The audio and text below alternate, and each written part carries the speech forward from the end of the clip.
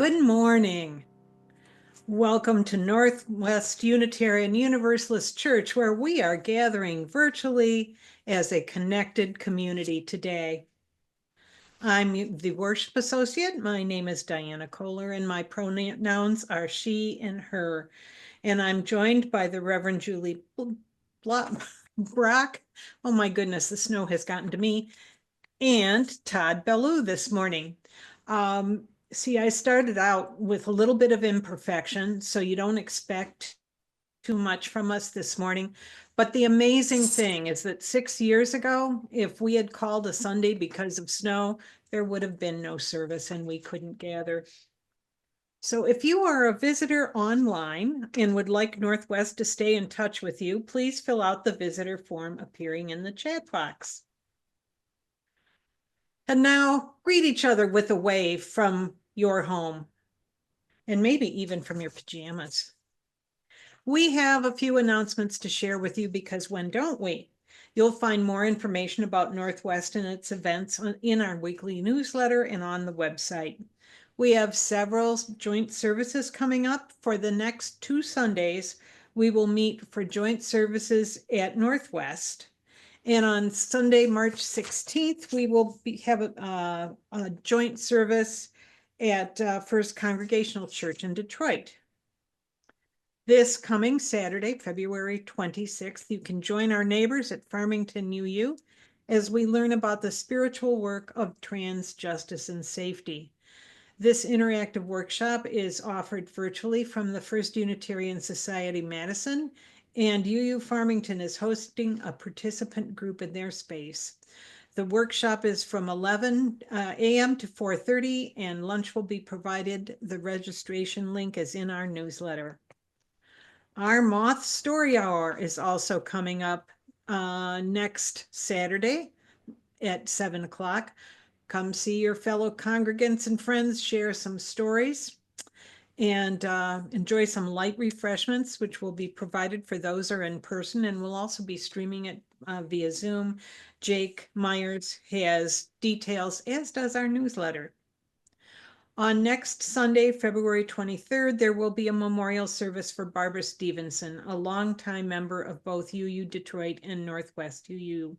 The service will be at Northwest at 1 o'clock.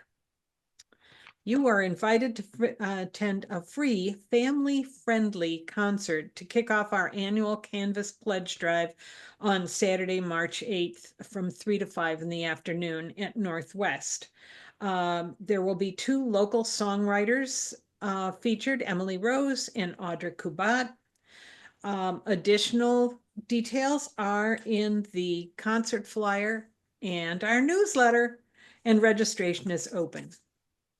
We are nearing the end of our 18-month experiment in joint ministry.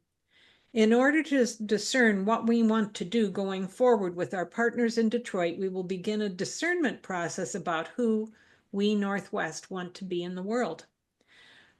The first meeting as part of that process will take place on March 22nd after the service, and virtually March 5th at 6 p.m.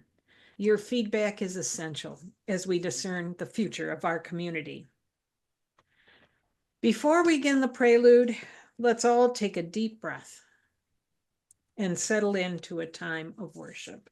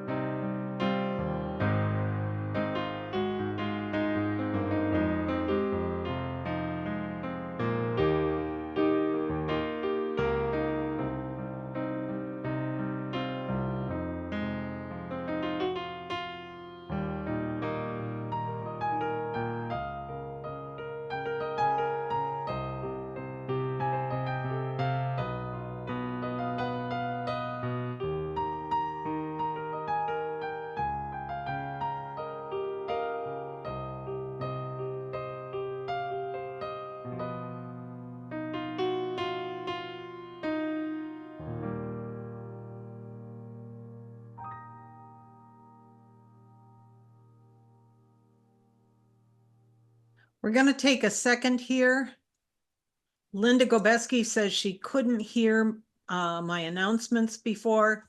Would somebody give me a thumbs up or a thumbs down? I've got my volume as high as it can go, I think. Yep. Okay, we will proceed then. The flaming chalice is the symbol of our faith. We light it this morning knowing that many other Unitarian Universalist congregations around the world are doing the same. Oh, look, it worked.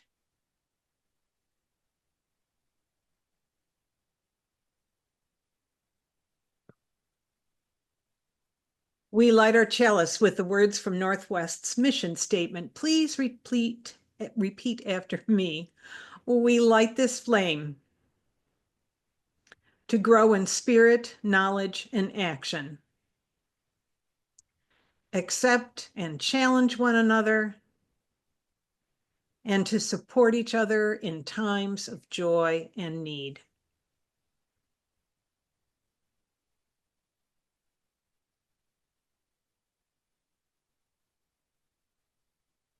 Each week, we also offer this land acknowledgement.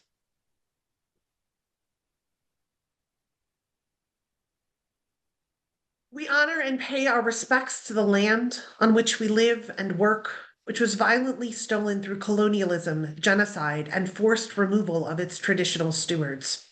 These stewards are the Anishinaabeg, the Council of Three Fires, which include the Ottawa, Ojibwe, and Potawatomi, also known as the Ottawa, Chippewa, and Potawatomi tribes.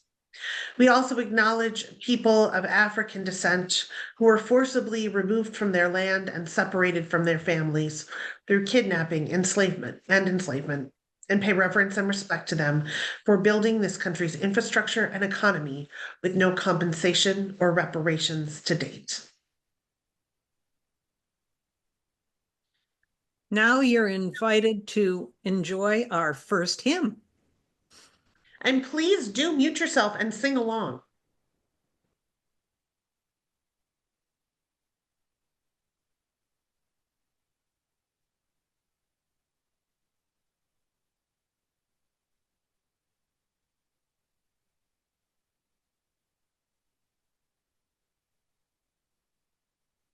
Gathered here in the mystery of the hour, gathered here in one strong body, gathered here in the struggle and the power, Spirit draw near.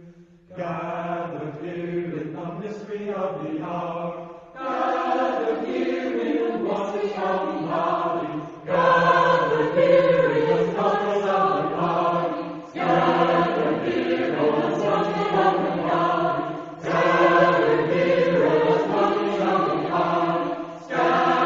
here in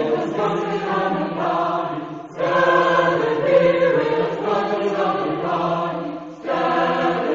in the struggle and the power, gathered here in the struggle and the power, gathered here in the struggle and the power, gathered here in the struggle and the power, gathered here in the struggle and the power, gathered here in the struggle and the power, gathered here in the struggle and the power, gathered here in the struggle and the power, gathered here in the struggle and the power, Spirit draw near.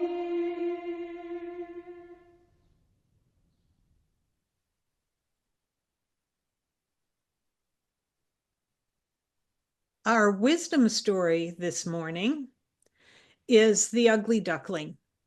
And even though there may not be children in the congregation today, you know, sometimes these classic Elmer's here. Oh, okay. Well, these classic stories are worth the adults' attention too. So this month we're talking about inclusion, and our story today is The Ugly Duckling, to remind us to remember, to love, and accept ourselves. Once upon a time, a strange little duckling hatched from an unusual egg. While the other ducklings had soft yellow feathers, he had gray feathers.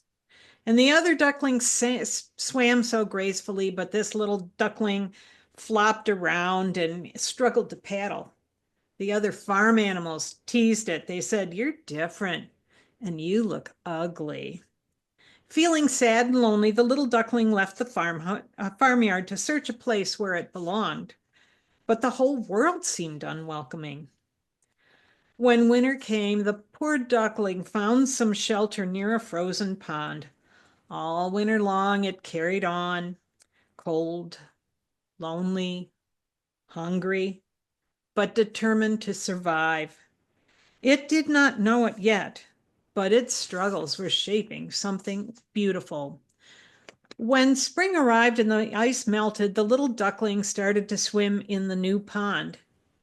When it saw its reflection in the water, it was amazed. Instead of an ugly duckling, there was a magnificent, pure white swan. It had never really been ugly. It just started out different and had grown and changed. It just needed time to become its true self. When it spread its wings and soared above the pond, it understood an important truth. Self-worth does not depend upon what others think, but on being true to your unique journey. After that, the swan never doubted its place in the world. It learned to love itself because others saw it, not because others saw it as perfect, because it had the courage to embrace itself, flaws, growth, and all. Todd is going to play the children's blessing for us as we bless our children when they go about their day to day, and perhaps that'll involve playing in the snow.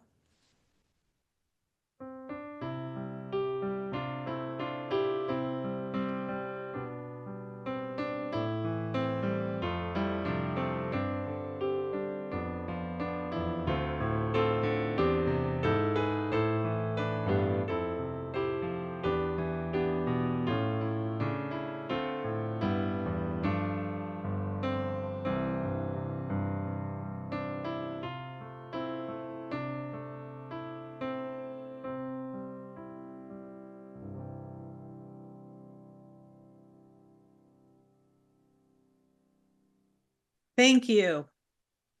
This month, Northwest's community partner is Black Lives of Unitarian Universalism, or BLUE.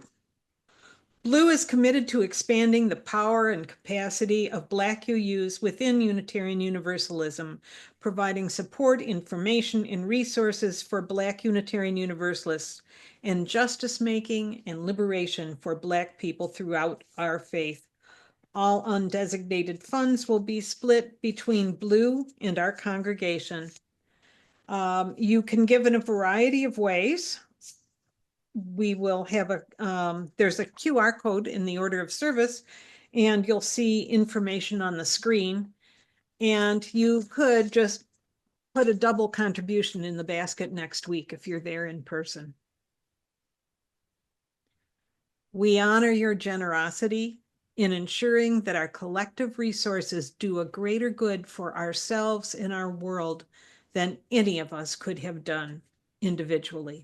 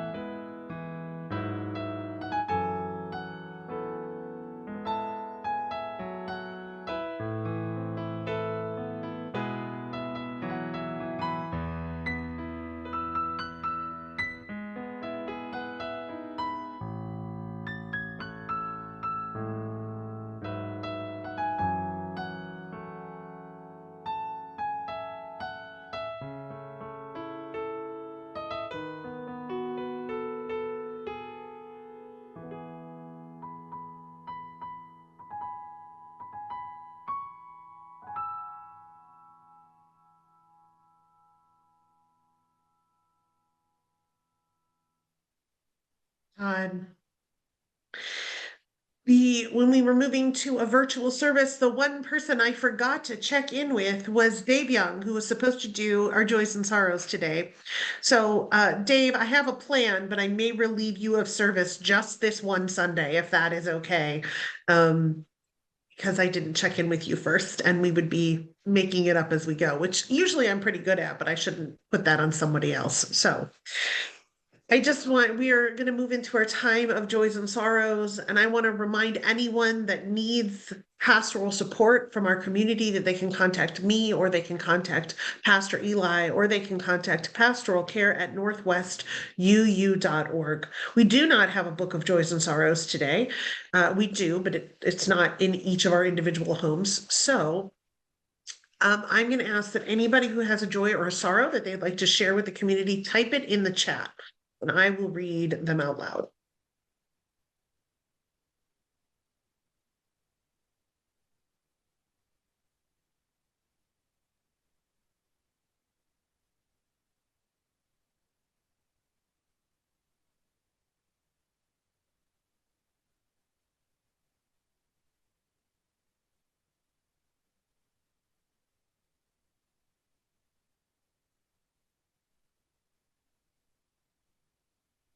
Dave Young says he has 2 joys and sorrows.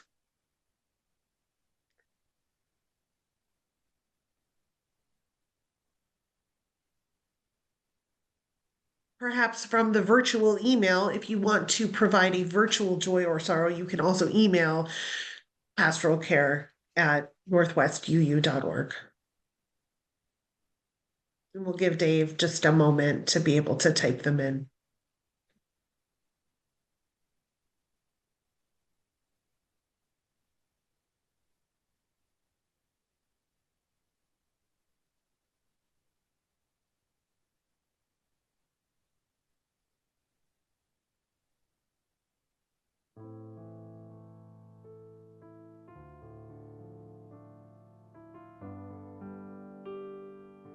It's going to play some lovely music while we are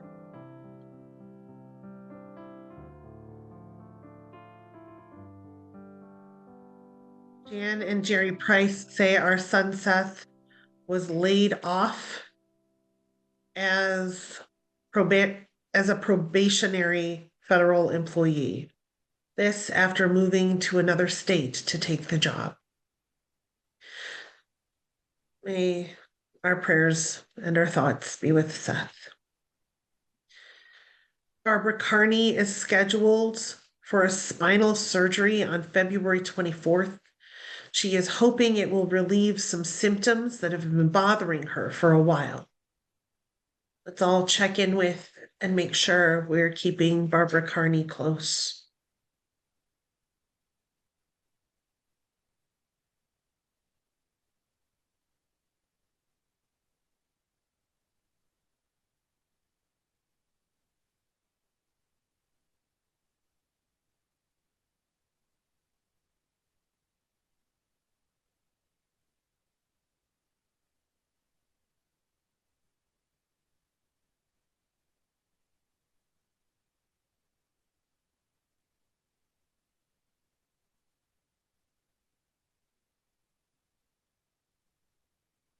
Congratulations to Katie Cassidy.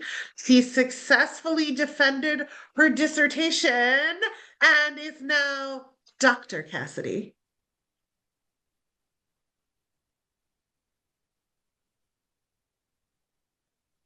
Congratulations, Doctor.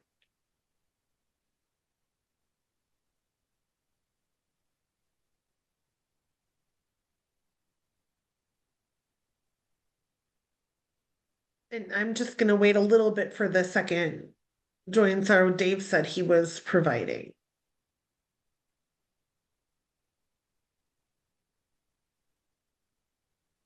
Julie, Barbara Carney, and Katie were the 2 that Dave provided. Oh, okay. All right. Okay. Well then. Then I think that we will say our prayer.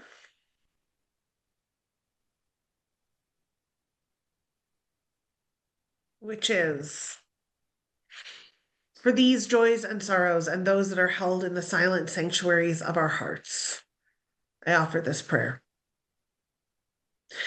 Sources of radiance and resilience, keep watch with those who work or watch or weep this night.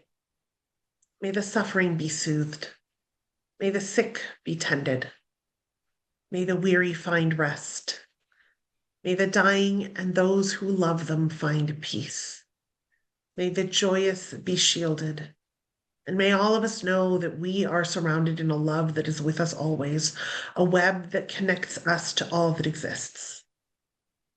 May we take a few moments of silence to be with each other through our sacred connections, which are not bound by space. We will come out singing. Martha will play a video after a few moments of silence.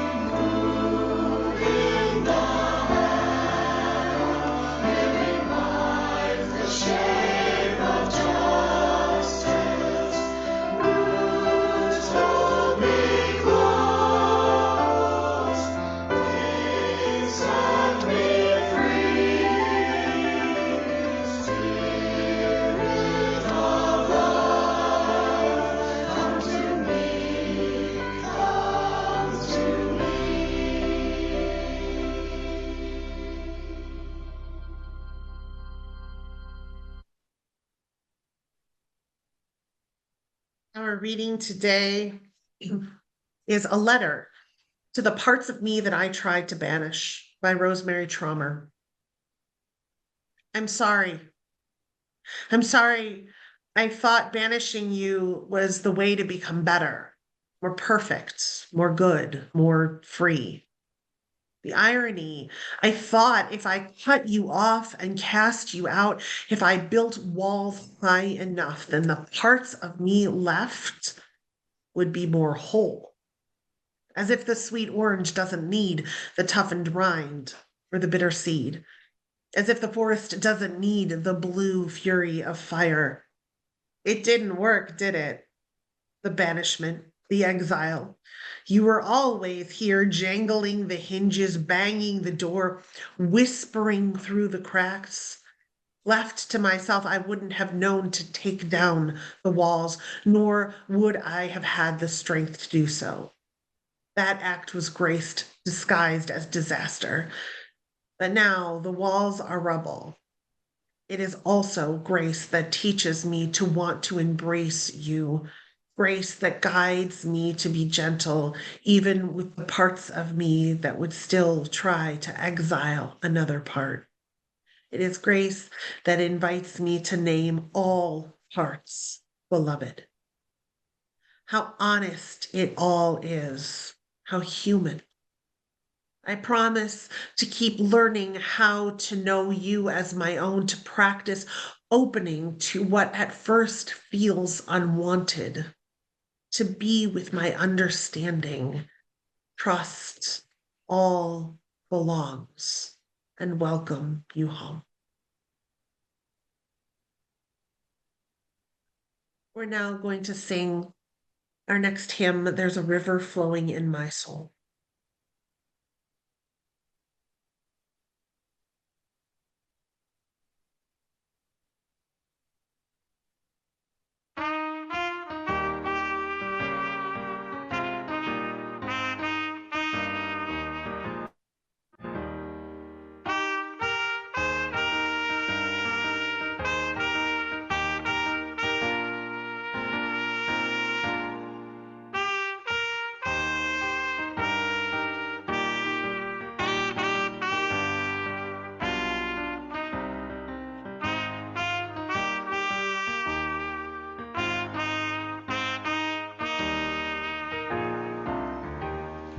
There's a river flowing in my mind. There's a river flowing in my mind, and it's telling me that somebody, there's a river flowing in my mind. There's a river flowing in my heart. There's a river flowing in my heart, and it's telling me that I'm somebody. There's a river flowing in my heart. There's a river flowing in my soul. There's a river flowing in my soul, and it's telling me that I'm somebody. There's a river flowing in my soul. There's a river flowing. There's a river flowing. There's a river flowing in my soul.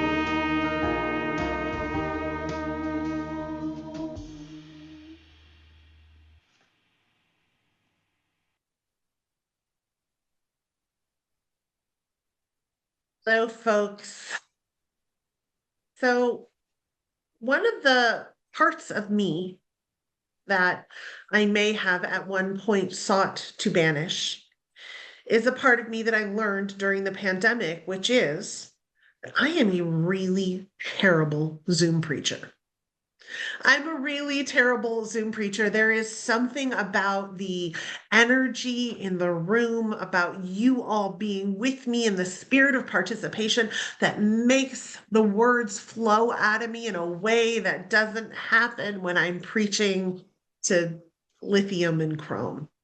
And so, as I was struggling this morning to produce for you the kind of sermon that I preached, this exact same sermon that I preached 2 weeks ago in Detroit, I thought, why not just play them the sermon that I preached 2 weeks ago in Detroit? You're going to be watching me on a screen anyway. Why not do it when I'm engaged and better dressed? So I am going to play you the sermon that I played in Detroit. However, there is a moment when I ask them to do something. There's a moment when I ask them it's the same sermon, it goes with the same service. But there's a moment when I ask them to turn to each other and say something, which is harder for those of us who are not sitting next to someone physically in our space. So during those moments, whatever I ask of them to say to each other, I would like you all to type in the chat. Does that make sense? So while Detroit is milling about talking to one another, you all should type things in the chat. So without further ado, this is the service that I preached in Detroit. I am going to share my video once I can arrange my screens.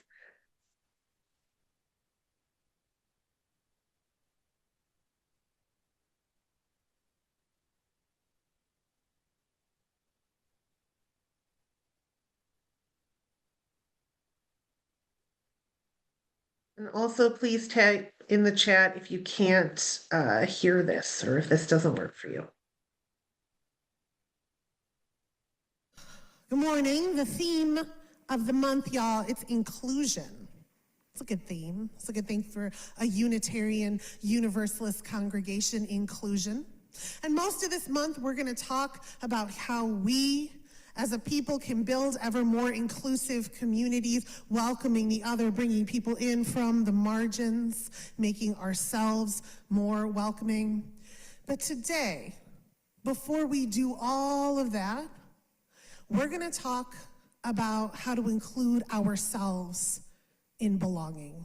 We're going to talk about how we also need love and acceptance and inclusion. Inclusion is important. Social sciences tell us that feeling a sense of belonging, that social security is almost as important as physical security. Social sciences and neuroscience tell us that it is almost or as important to have a place you belong as a place you can lay your head and be fed. It's really, really important. But I don't think that there's a way that we as humanity and society will be able to better welcome others if we aren't welcoming of the messy creatures that we are sitting in this very sanctuary. So I want to do an experiment. Y'all with me? All right, I want to do an experiment.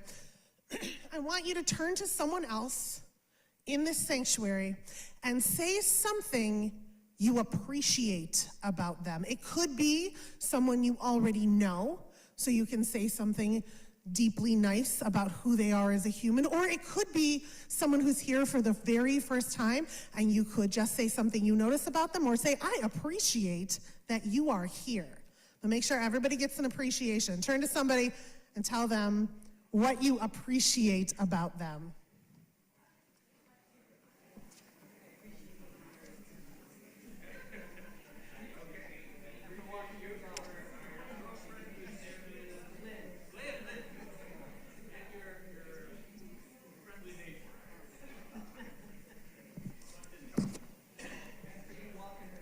All right. I know you all are great. How'd that feel? Great, good. It was nice. Was it difficult? It wasn't difficult to find something to say to the person next to you? Okay. Now we're gonna do something else. I want you to turn to the person next to you and say something that you appreciate about yourself. Oh, Roman says.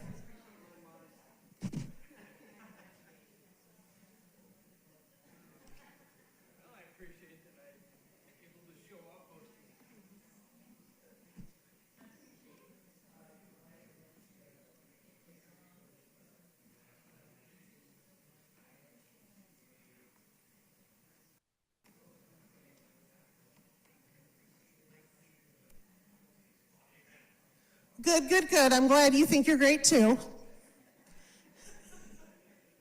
All right, how'd that one feel? A little harder? Oh, Ruby. All right, well, I'll try to be as spiritually sound as Ruby. Come on, that's a high bar. It felt bad? Not bad. Good, good. I can tell you that the moment I asked you to do that, it got a little awkward in here.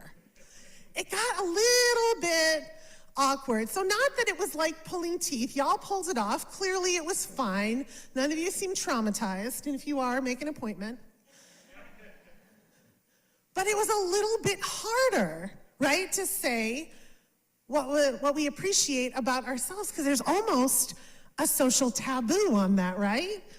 You're not supposed to say, I'm really great. You're not supposed to say those things. And not only is there a social taboo, there's sort of an inner taboo too.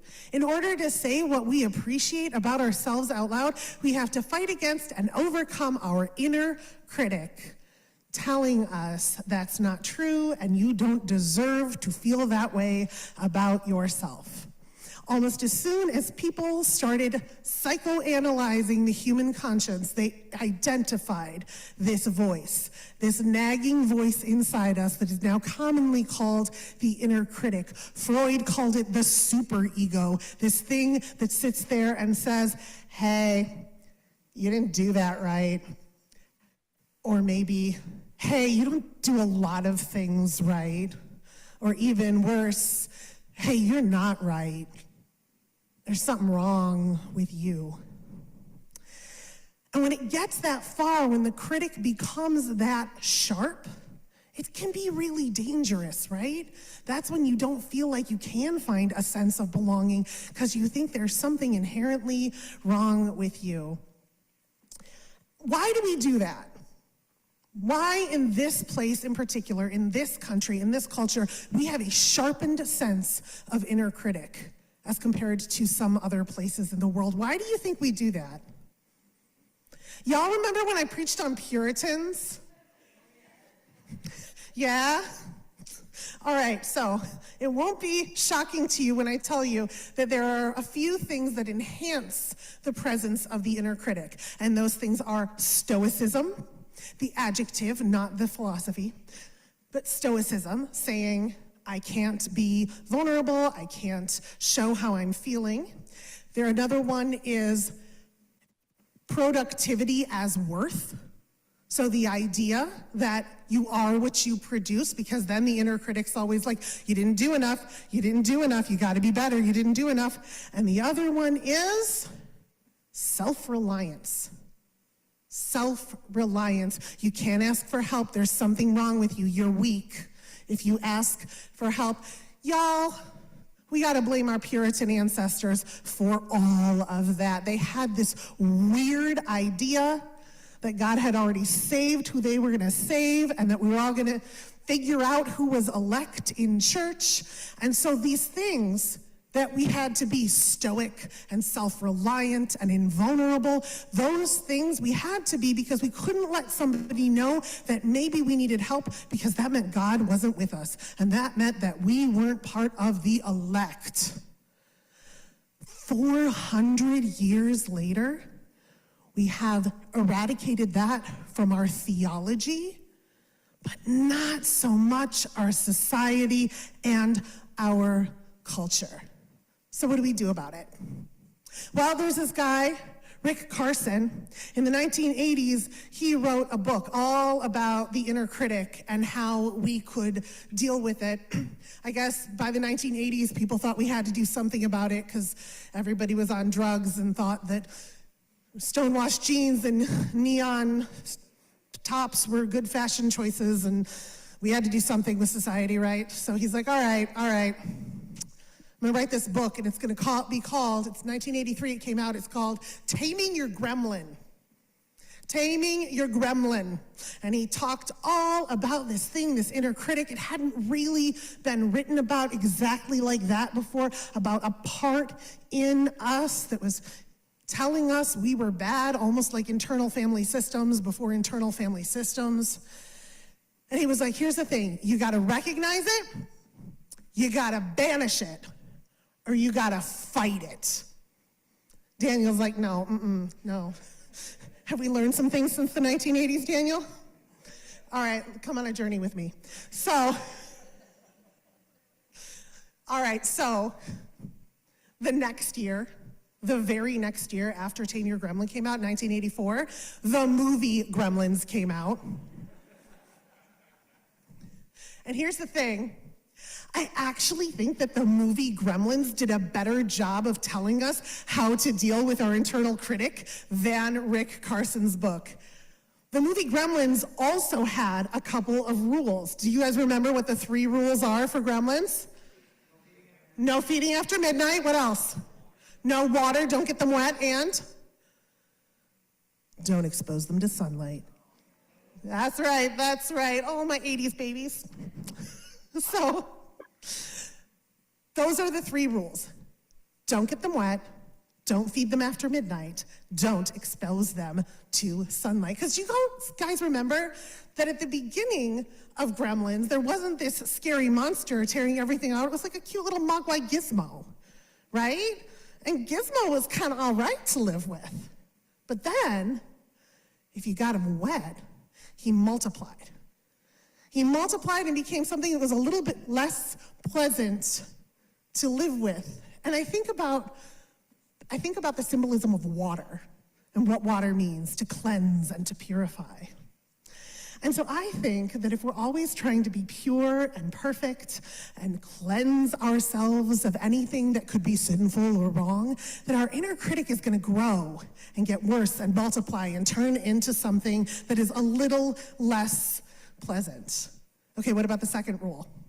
No feeding it after midnight. How many of us have been sitting up in bed at night thinking about all the things we did wrong that day and everything that's our fault and why we're not good at anything and maybe sometimes how we just aren't good in general? If you feed that thing, that inner critic, especially at the most vulnerable times, especially at the times it wants you to indulge it the most, yes, I'm bad, I agree with you. It will turn into not a cute little mogwai, but like a demon being that's gonna like mess up your town and your house and your family, and you spend a really, really unhealthy and bad Christmas. At least that's what happened in the movie. Okay, so then what about the third? What about the third rule? No sunlight. I actually think the rule should be, when it gets bad, expose it to sunlight. Because do you remember what happened in the movie, the thing that got the gremlins to calm down and defeated them? Gizmo trapped them in a greenhouse or a department store or something and opened up the ceiling and sunlight came and they kind of like melted into a gross goo.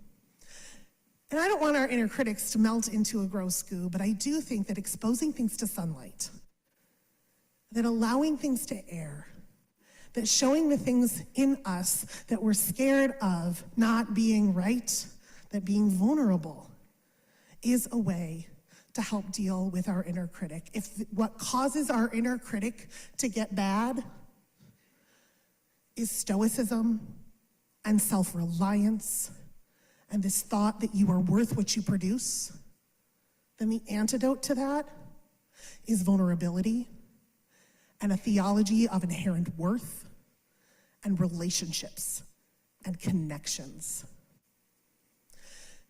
But that's really, really hard. It's really, really hard because we're taught to be shameful of the things that our inner critic is saying. And shame, it's this powerful, powerful source. And it's also really, really useless. Some people say that shame is useful to control behavior in society because it allows people to stop doing whatever it is that they're doing that's harmful, but I kind of disagree. I think if you want to actually engage someone in behavioral change, you can't use shame because human beings cannot emotionally engage with their own shame. Shame is something that you have to avoid, to put down, to get rid of. Here's the problem. The only way to expose the things that you're ashamed of with your inner critic to that sunlight is to be vulnerable and talk about them, to engage with them. So how, if it's shame-producing, to even feel them, how do we engage with them if we can't engage with shame? There is an author, maybe you've heard of her name is Brené Brown. She is a shame researcher, and she says we have to turn shame into guilt. Shame and guilt are two different things. Shame is there's something wrong with you. Guilt is, there's something wrong with what you did.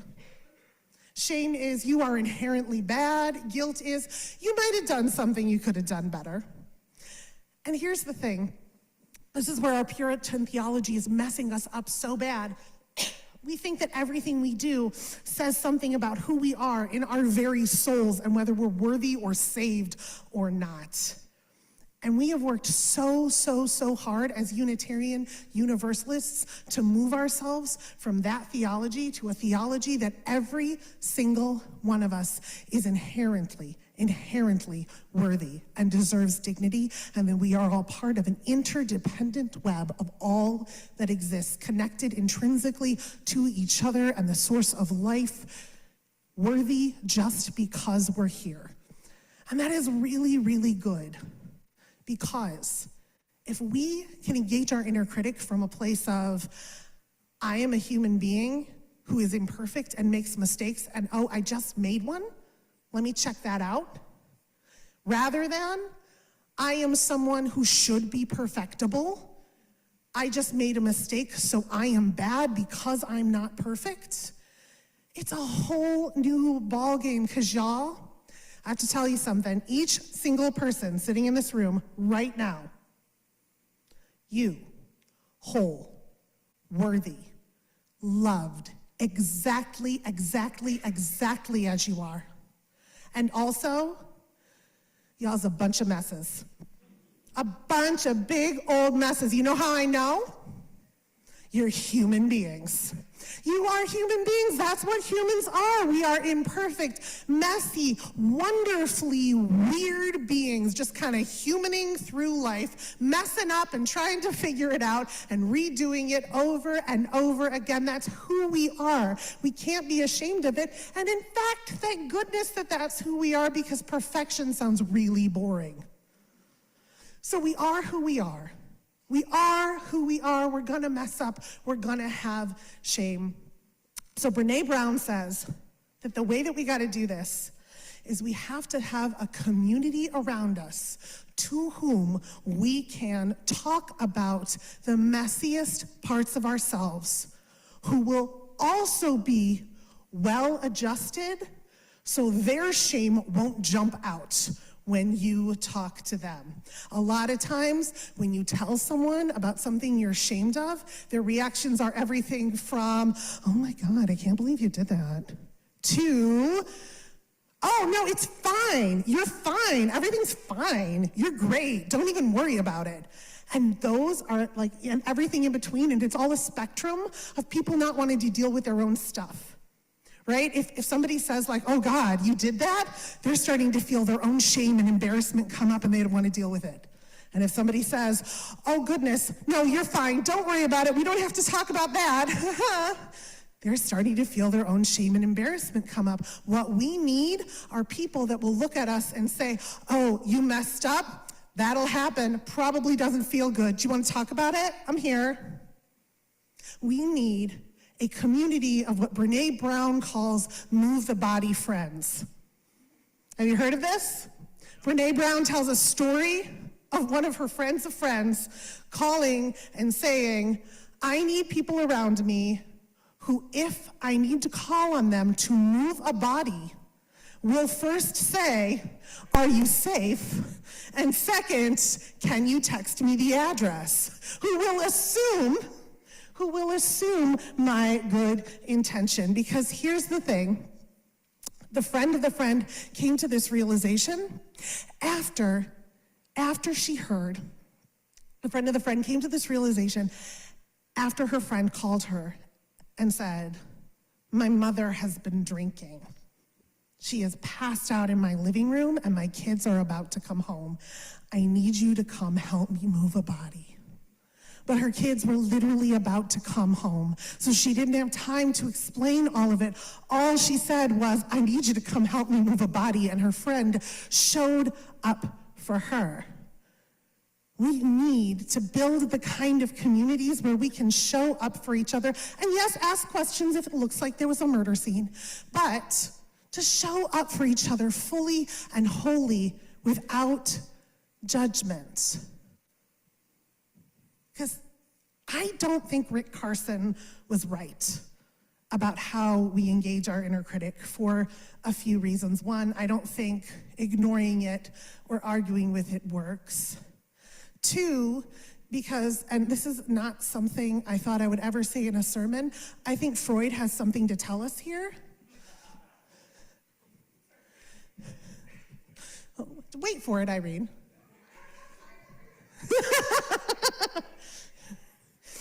That the superego is also the part of us that is our ethics center. It's also the part of us, that voice that is critical, if tended well and not turned into a gremlin, is a mogwai saying, hey, do you want to think about the way that you did that thing? We're all imperfect. It's important. It's important that we have the part of us that we can welcome in and say, hey, this part of you, or hey, this thing that you did, it was imperfect. And three, I don't like the way that Rick Carson does it because he wants us to banish and ignore a part of ourselves. Your inner critic is part of who you are. And if we're gonna say that you are whole and worthy exactly as you are, then that's part of you too. What if we were able to, instead of silence and argue with it, engage with it and say, hey, what's going on? What is going on? Because usually the critic speaks when it needs something, love, connection, witness, or when it's trying to tell us something about who we are and what we did. And also our inner critics are usually parts of us that are speaking to us about the things that are most important to us and about us. So sometimes your inner critic is telling you something that you're not amazing at, which is also a flip side of something that you're actually really amazing at, a gift that the world needs from you. Can I be vulnerable for a minute, like really, really vulnerable? Do you know what my inner critic talks to me the most about? My inner critic is constantly telling me that I talk too much, that I take up too much space in social situations, that my mind goes a million miles a minute and my mouth can keep up with it, and you always know what I'm thinking and feeling in a room, and I shouldn't put that on people. That's what my inner critic tells me when I am trying to ignore it or shut it down. That I'm too much. That people couldn't love me because I'm so much. And then when I'm kind to it and I ask it what it needs, it's like, I need some validation that, yeah, I'm a lot, but that's okay. And sometimes when I engage it that way, I'm like, okay, yeah, my mind goes a mile a minute and my mouth can keep up with it, but dare I say it, sometimes that makes me a kind of compelling public speaker, right? And like, you always know what I'm thinking and feeling in a room, but then that always means that you know that I care about you, like a lot, and I want you here all the time, which means I'm not terrible at building community, right? So what do I need in those moments? Not to shut myself down and say, you shouldn't talk, because like if I stopped speaking, my kid would lose his health insurance. So what do I need to do? It's not that. What I need in those moments is Todd and Lorelei. One time we were in a worship planning meeting on Zoom, and my microphone went out. And Todd said, oh good, Julie's microphone went out, we'll get out of the meeting early.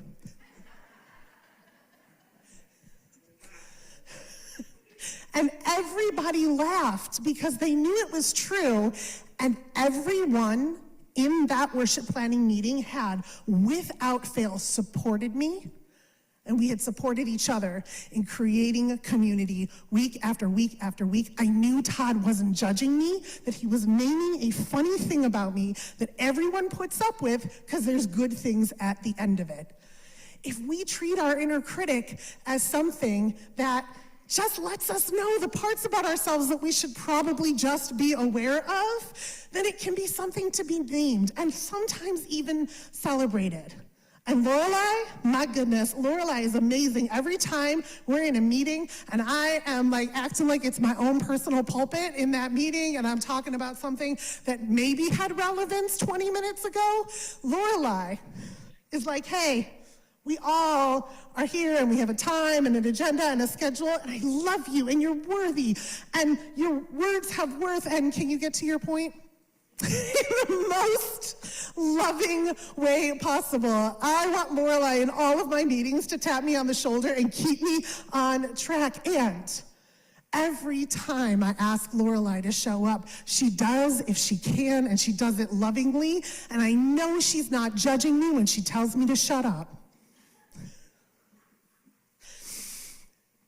I have something on most of you in this room when it comes to being able to deal with my inner critic, because I was raised Unitarian Universalist. So I was raised every day being told you have worth and you're whole and you're connected to something larger than yourself. I was raised with a counter narrative to the society that told me that I needed to be stoic and strong and independent, that I was worth what I produced. Every week I was told, you're just whole and worthy. You're fine, kid, right exactly as you are. And we had these youth conferences. And at the end of them, we would stand around in a circle and we would sing to each other. We would always end with this song. And it went, how could anyone ever tell you you are anything less than beautiful? How could anyone ever tell you you are less than whole? How could anyone fail to notice that your loving is a miracle? How deeply you're connected to my soul. Once in a while, I would go to a campground and build this intentional community with people who would sing to me at the end after having lived with me the entire weekend, deeply and intimately. And I wonder what it would be like if we had places like that in our lives. What if every week we could go to a place where we knew that no matter what, the person in the pew or the seat or the chair next to us thought that we had a beautiful soul that they were happy to be connected to, even when we were bothering them? What would it be like if we had a place in the world amidst all the noise about who you can be and how you should express yourself and how you should think of your own very identities and other people thinking they know better than you who you are? What if in the midst of all of that, we had a place where we could come and be seen and fully witnessed for all of our identities, for all of our histories, for all of our pain, for all of our joy, celebrated and loved no matter what we did? That if we did something bad, we could know that our people would hold us accountable and love us at the same time. Y'all, we have to do better at that because the world's getting scarier out there and we need more of that in here. We're going to have a whole conversation about how to start it after church today, and I hope that you come. But first, I want to know if you'll sing with me. Can you all rise in body and our spirit?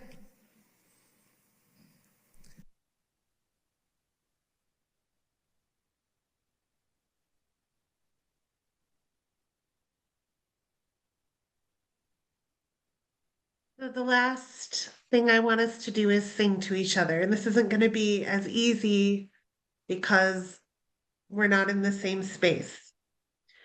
That hymn, that song that we used to sing in youth conferences, we've now written it into our teal hymnal. I'm going to play a video where we're going to sing it through a couple of times, and they're going to sing the same words over and over. But I want us to sing, how could anyone ever tell you you are anything less than beautiful? And then, how could anyone ever tell me I am anything less than beautiful? And then, how could anyone ever tell us we are anything less than beautiful?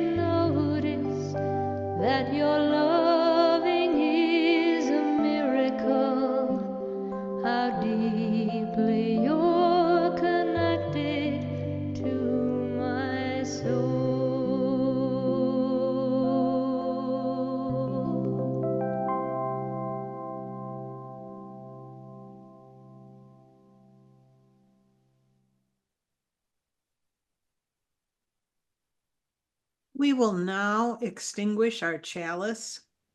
Please repeat after me. We extinguish this flame, but not the light of hope, the warmth of community, or the fire of commitment. These we carry in our hearts until we are together again.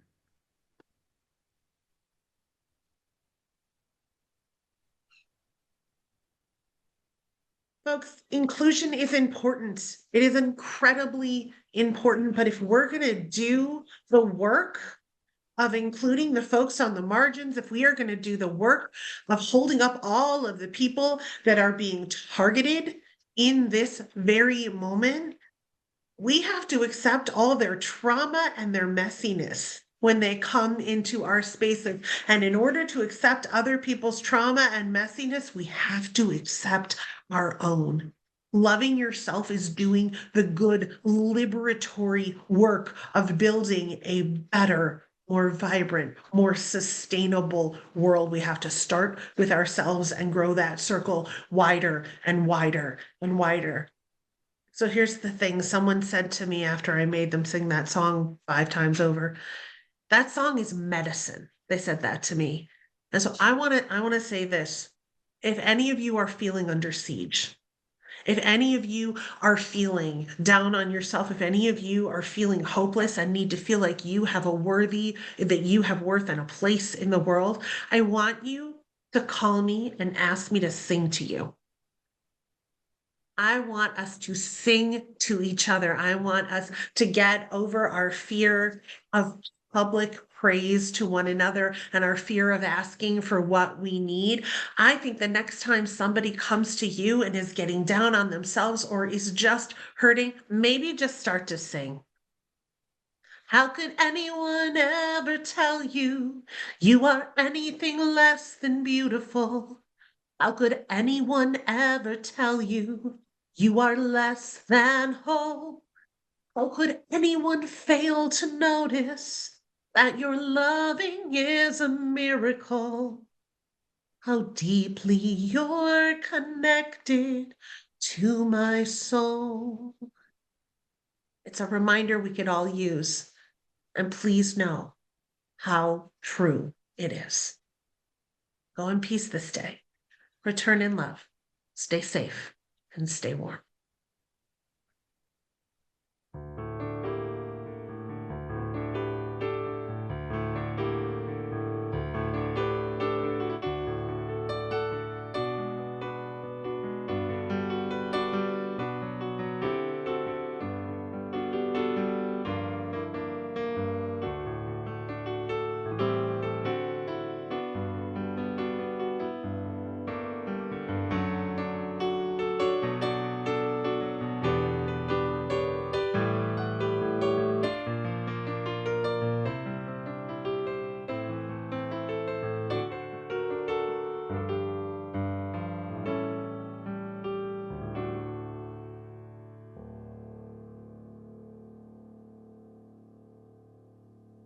Thank you, Julie and Todd.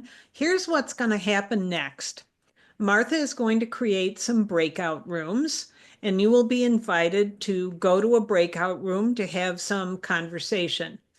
If you are participating in the ADORE conversation, which is a dialogue on race and ethnicity, refuse the request to go into a breakout room and stay in the main meeting room, and we will begin that conversation there.